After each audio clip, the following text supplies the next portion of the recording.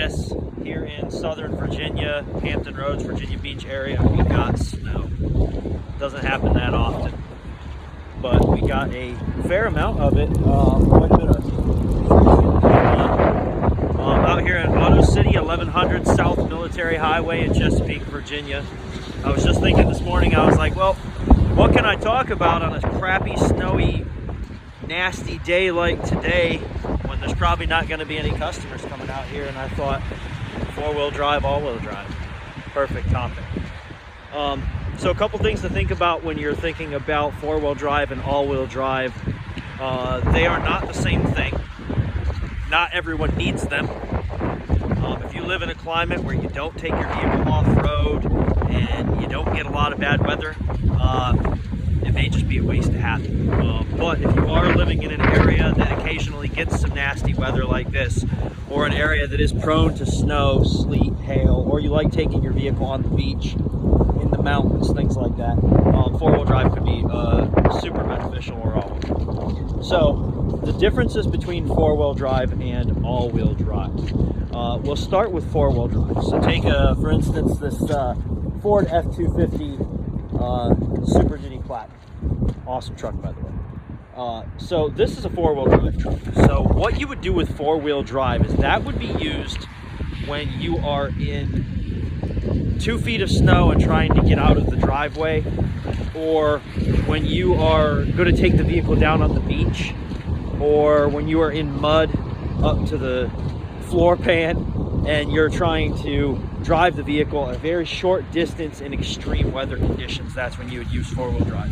You would not use four-wheel drive to just put the vehicle in four-wheel drive for extra traction and drive down the highway. That would tear the truck up and you would never make it very far that way. It's not meant for dry pavement, it's not meant for high speed. The next thing, all-wheel drive. So perfect example is a couple of Subarus here.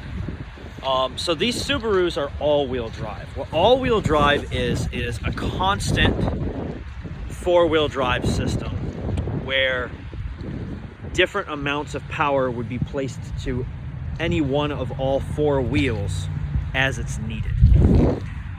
So that would be a system that's all the time in all-wheel drive, and you're getting the benefit of that all-wheel drive as you need it.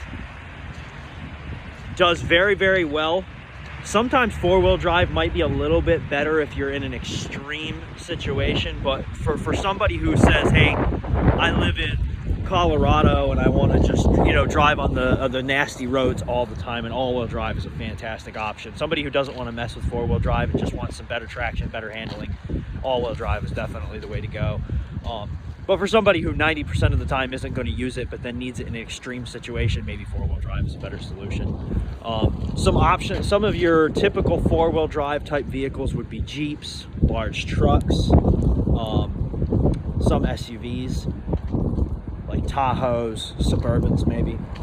Some of your very common all-wheel drive vehicles would be things like maybe an Acura, a Subaru, some Hondas, there's a ton of them out there, but they come with all-wheel drive systems versus four-wheel drive systems, meaning the vehicle is constantly in a four-wheel drive type of mode, and the power is usually dispersed amongst the four wheels as it's needed based off of slip or climate conditions. Anyway, guys, I hope this helped out to explain a little bit about all-wheel drive and four-wheel drive. If you have any more questions on it, or you are looking for a vehicle, all-wheel drive, four-wheel drive, hit me up, Car Guy 757, Auto City, 1100 South Military Highway. Don't be afraid to like, tag, share, subscribe to all my stuff. Check me out, Car Guy 757 and Auto City on YouTube, Instagram, Twitter, Facebook. Yeah, guys, thank you. 757-705-4199. Hit me up. Peace.